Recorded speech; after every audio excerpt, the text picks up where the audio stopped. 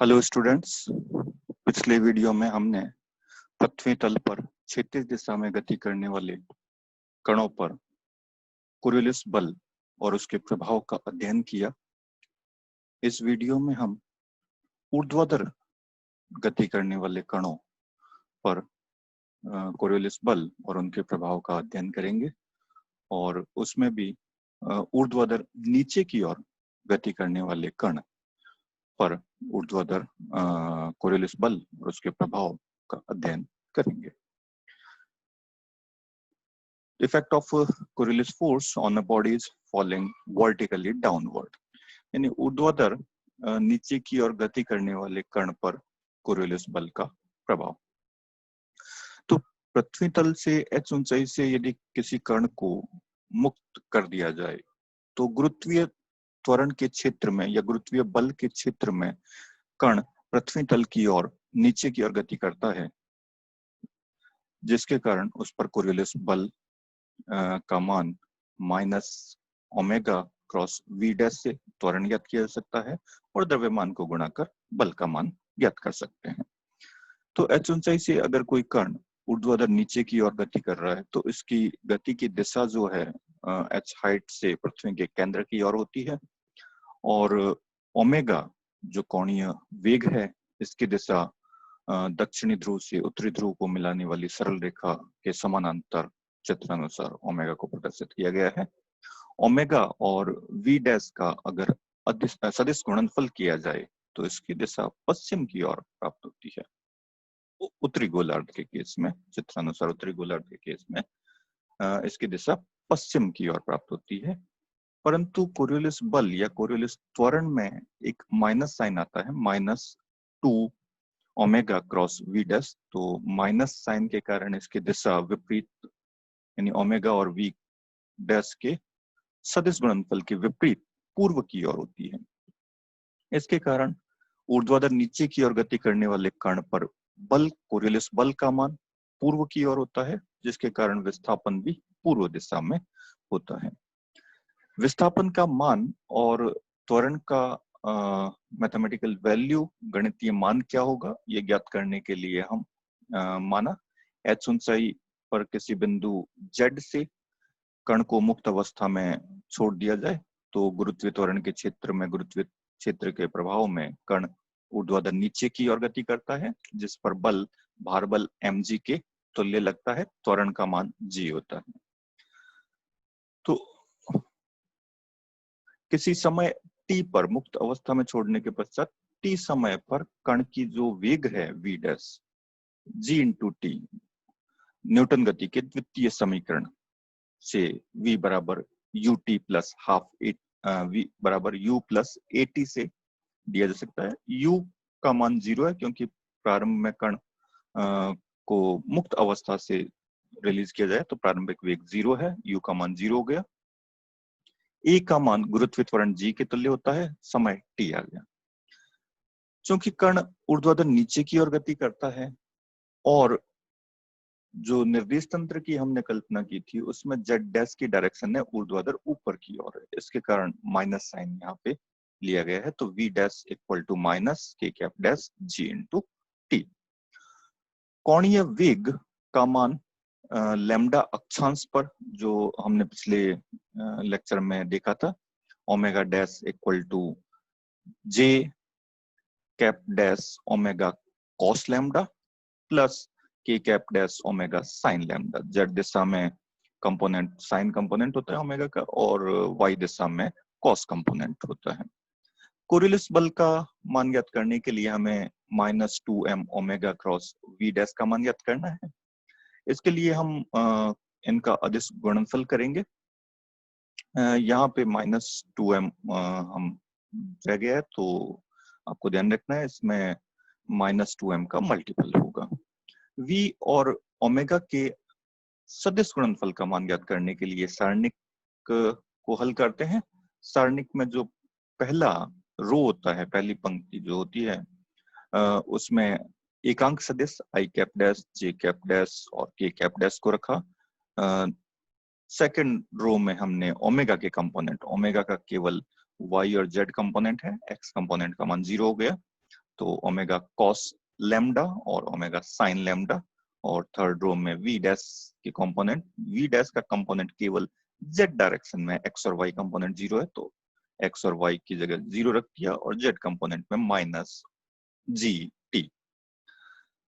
इस सारणी को हल करने पर केवल आई कंपोनेंट के लिए आई, इस डिटरमिनेंट के इस पार्ट को सॉल्व करना है तो केवल आई कंपोनेंट रहेगा, जे और के कंपोनेंट की वैल्यू हमें जीरो मिलती है। तो बल की दिशा जो है वो हम आसानी से देख सकते हैं, आई कैप डायरेक्शन में है, वैल्यू है 2m gt omega cos lambda. I cap हमारी जो दिशा है वह पूर्व दिशा में है, अर्थात कोरियोलिस बल जो है वो पूर्व दिशा में लगता है, यानी ऊर्ध्वाधर नीचे की ओर गति करने वाले कण पर बल पूर्व दिशा में लगता है। बल के कारण विस्थापन का मान ज्ञात करने के लिए न्यूटन के सेकंड लॉ, बल जो होता है वो संवेग में परिवर्तन की दर, और द्रव्यमान कांस्टेंट है तो द्रव्यमान इनटू एक्सीलरेशन के तुल्य होता है। तो यहाँ पे हमने बल का मान रख दिया m d2 x dash upon dt square equal to बल का जो मान हमने कैलकुलेट किया था 2mg omega cos lambda t।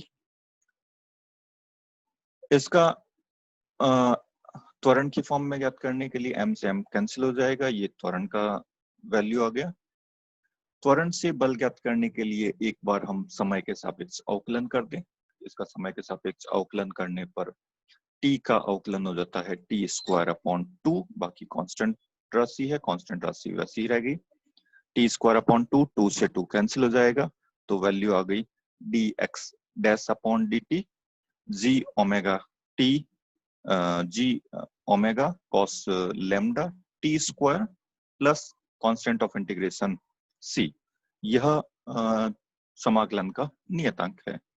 इसका मान ज्ञात करने के लिए प्रारंभिक कंडीशन जो है हमारे पास t डैश इक्वल टू 0, प्रारंभ में कण को मुक्त अवस्था से छोड़ा गया था, अर्थात वेग का मान dx डैश अपॉन dt का मान t इक्वल टू 0 पर क्या होता है, 0 होता है।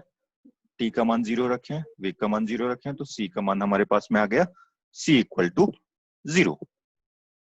इसका मान रख दिया तो हमारे पास वेग का मान आ गया dx dash upon dt equal to G omega cos lambda T square.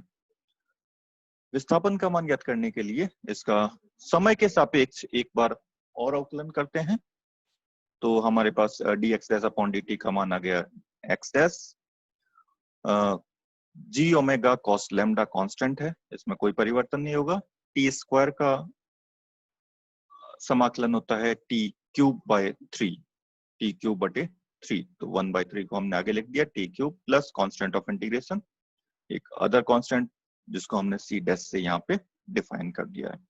इसका मान ज्ञात करने के लिए भी प्रारंभिक कंडीशन, प्रारंभ में कण h ऊंचाई पर था, उसके कोऑर्डिनेट अगर हम देखें तो x कोऑर्डिनेट है वो h आ गया, y और z को 0 ले लिया।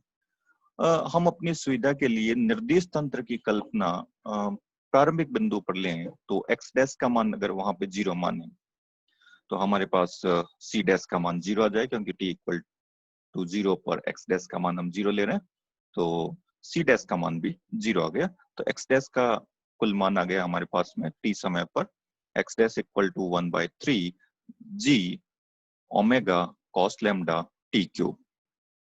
तो ये कुल विस्थापन आ गया समय t पर। न्यूटन का जो सेकंड इक्वेशन है, गति का जो द्वितीय समीकरण है, y बराबर ut plus half at square, उससे हम h का और t में रिलेशन कैलकुलेट कर सकते हैं। प्रारंभ में जो वेग है u वह इस केस में हमारे केस में 0 है, तो इक्वेशन बचेगा y बराबर हाफ at स्क्वायर, y का मान विस्थापन जो है वो h ले लिया हमने, और कुल ऊंचाई h को तय करने में लगा समय t मान लिया, तो वैल्यू आ गई h बराबर हाफ जी टी स्क्वायर। इससे t का मान कैलकुलेट कर लिया 2h अपॉन जी की पावर 1/2, ये t का मान आ गया कुल ऊंचाई को तय करने में लगा समय। t का मान हम समीकरण नंबर 3 में रख देंगे तो हमारे पास विस्थापन का कुल मान आ गया जो h ऊंचाई से जब कण पृथ्वी तल पर पहुंचता है तो कोरियलिस बल के कारण x दिशा में कुल विस्थापन का मान यहां से कैलकुलेट कर सकते हैं। वैल्यू आ गई 1/3 जी ओमेगा कॉस लैम्डा, टी का मान रख दिया, टी का क्यूब करना है, इसमें पावर 1/3 है तो पावर हमने कर दी 3/2, 2h अपॉन जी की पावर 3/2। इसको हम एक अदर फॉर्म में भी ले सकते हैं, 2/3 h omega cos lambda under root 2h upon g. तो उत्तरी गोलार्ध में विस्थापन जो है वह पूर्व दिशा में होता है और दक्षिणी गोलार्ध में अगर कोरियलिस बल के कारण विस्थापन देखें तो वह पश्चिम दिशा में विस्थापित होगा। धन्यवाद। Thank you.